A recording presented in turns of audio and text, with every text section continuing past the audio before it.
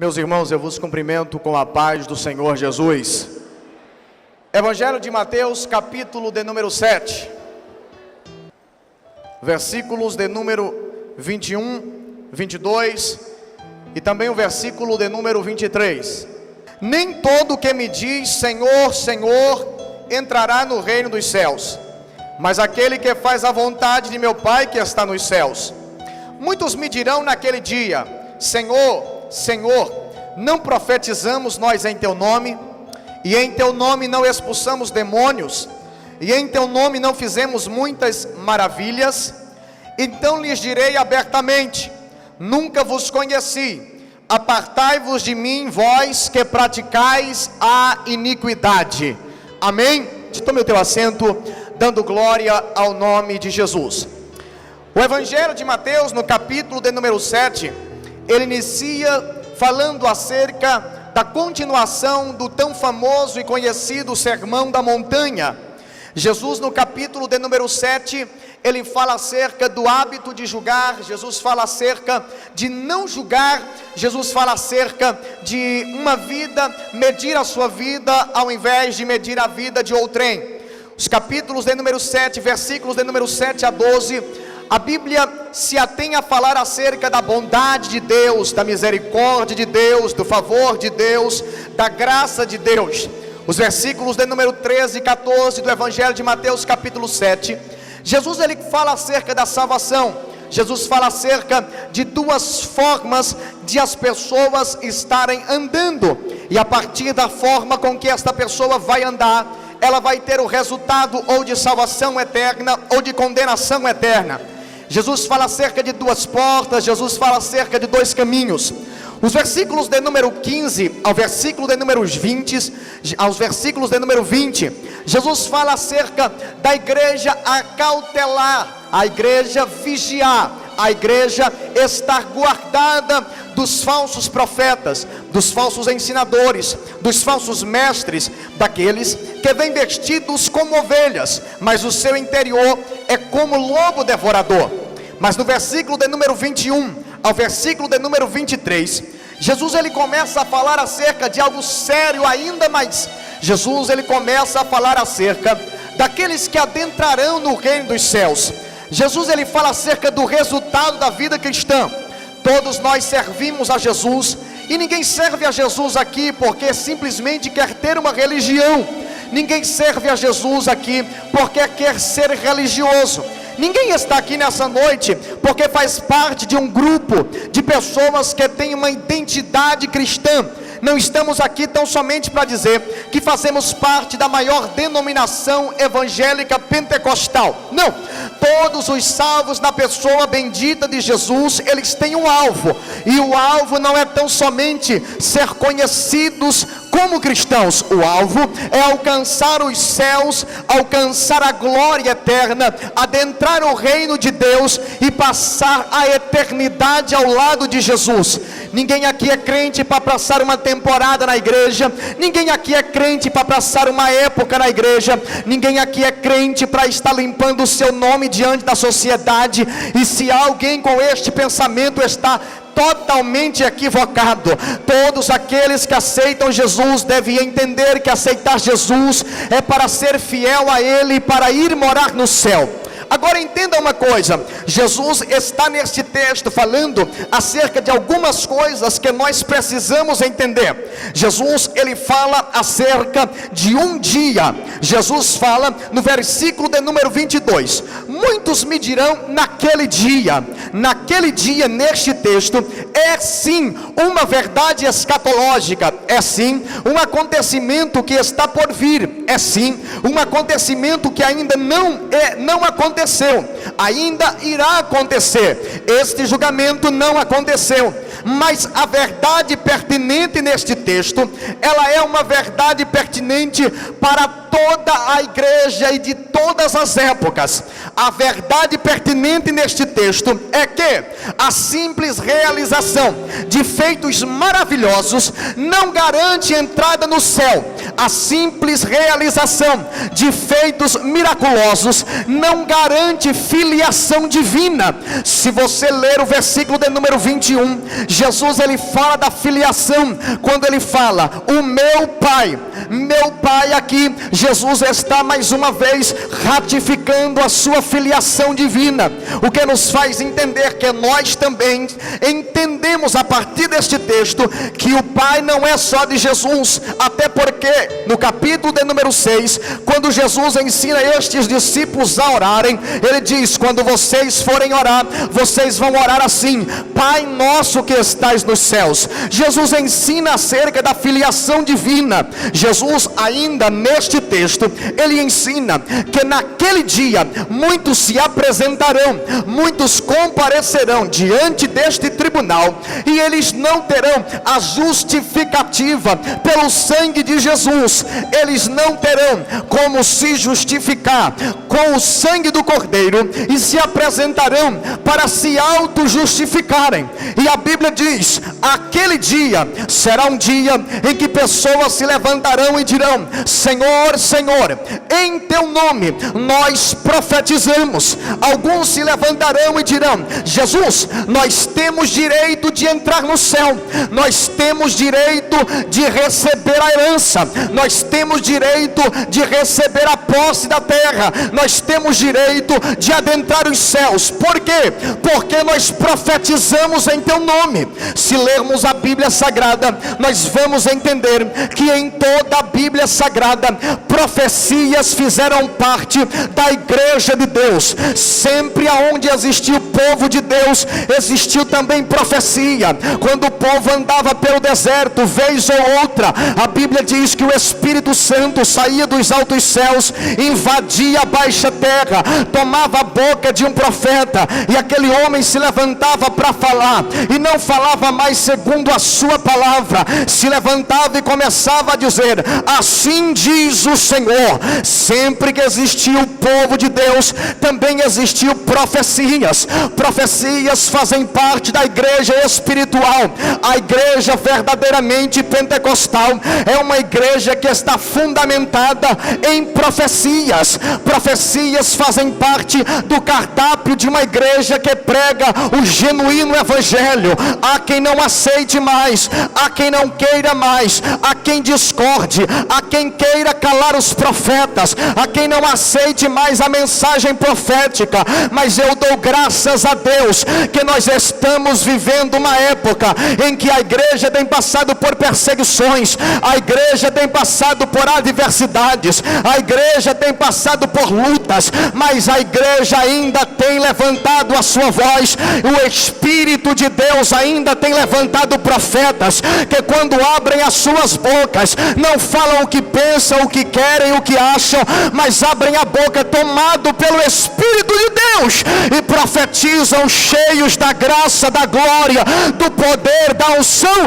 deste Espírito Santo. Sim, querida igreja, profecias fazem parte do cardápio da igreja. Note no livro de Atos dos Apóstolos, capítulo de número 19, que quando o apóstolo São Paulo chega em uma certa cidade por nome de Efésios, a Bíblia diz que quando Paulo chega, ele encontra um grupo de 12 varões, homens idôneos, homens que estavam servindo a Jesus. E quando Paulo encontra os 12, Paulo diz, vós já foram batizados no Espírito Santo. Aqueles homens olham para Paulo, olham um para o outro e perguntam, nós nem sabemos o que é Espírito Santo.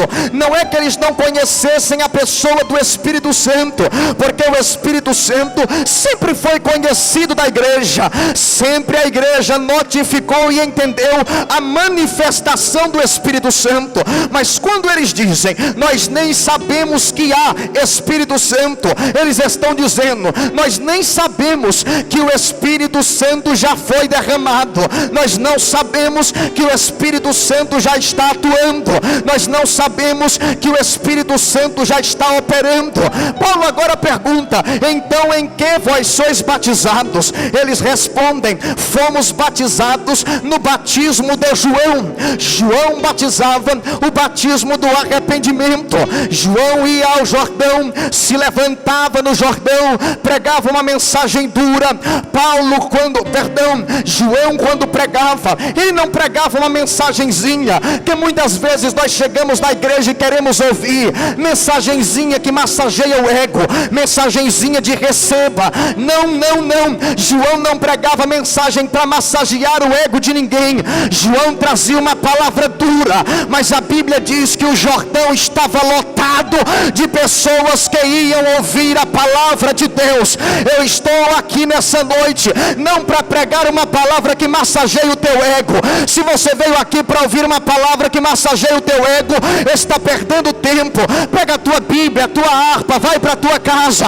Mas se você veio ouvir uma palavra de Deus, pode começar a abrir os ouvidos e dizer: fala, porque o teu servo está ouvindo.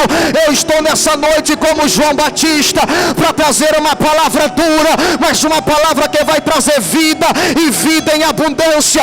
Em nome de Jesus, levanta a mão, adora Ele nessa noite e diga: fala, Senhor, porque o teu servo está ouvindo.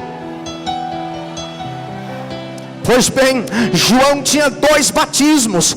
Quando João batizava no Jordão, João certa feita foi questionado acerca de ele mesmo ser o Messias. João disse: eu não sou digno de desatar as alparcas das suas sandálias. Eu batizo com água para o arrependimento, mas ele vos batizará com o Espírito Santo e vos batizará com fogo.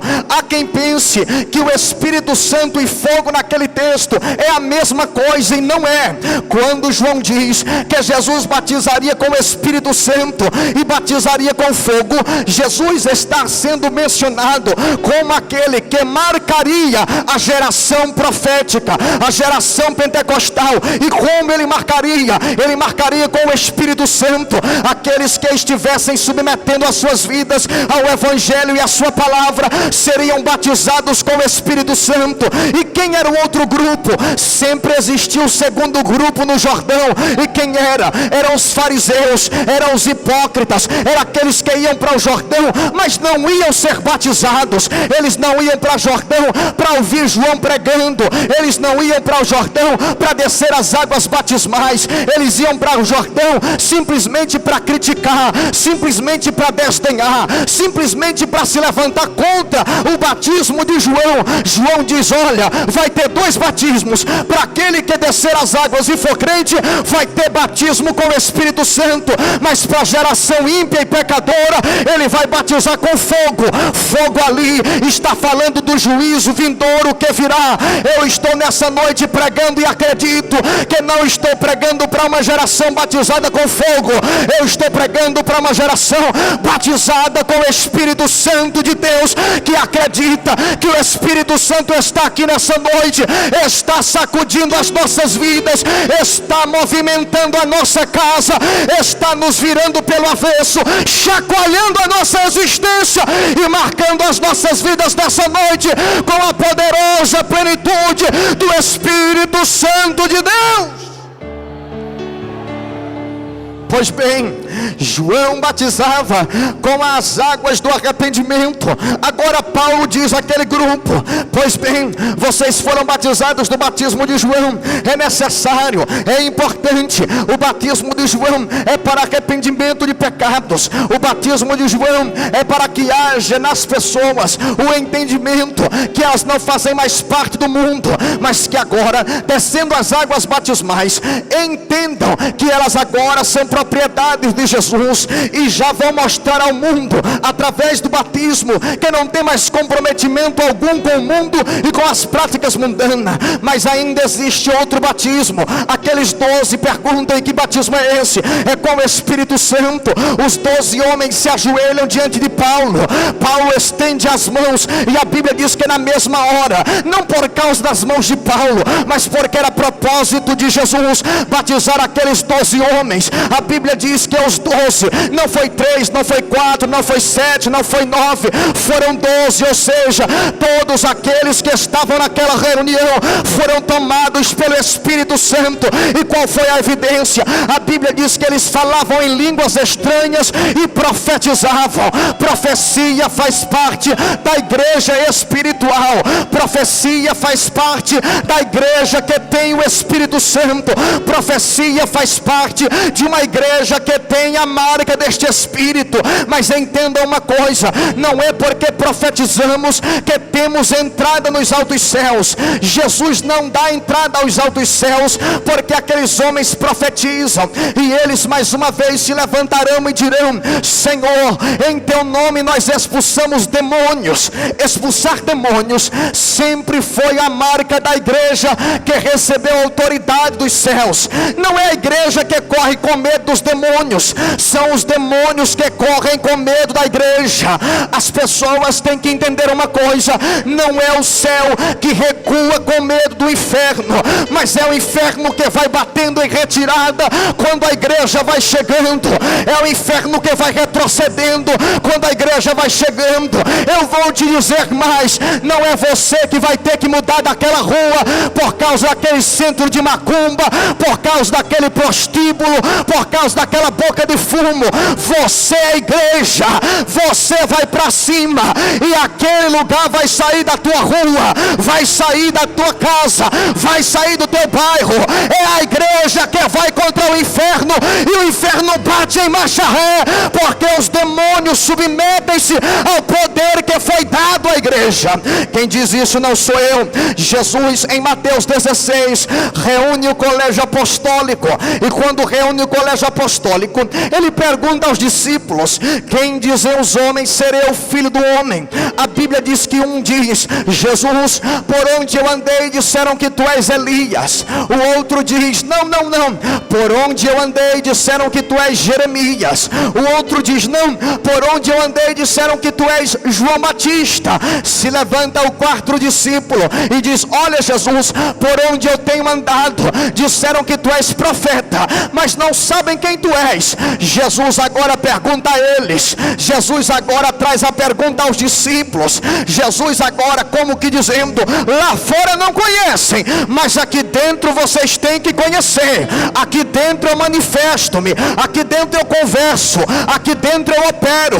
Então me digam, e vós, quem dizeis que eu sou? O Espírito Santo, que não estava na terra ainda, o Espírito Santo mais uma vez desce e vem a vida de Pedro. Toma Pedro. Pedro se levanta e diz: eu sei quem tu és, Jesus, eu tenho a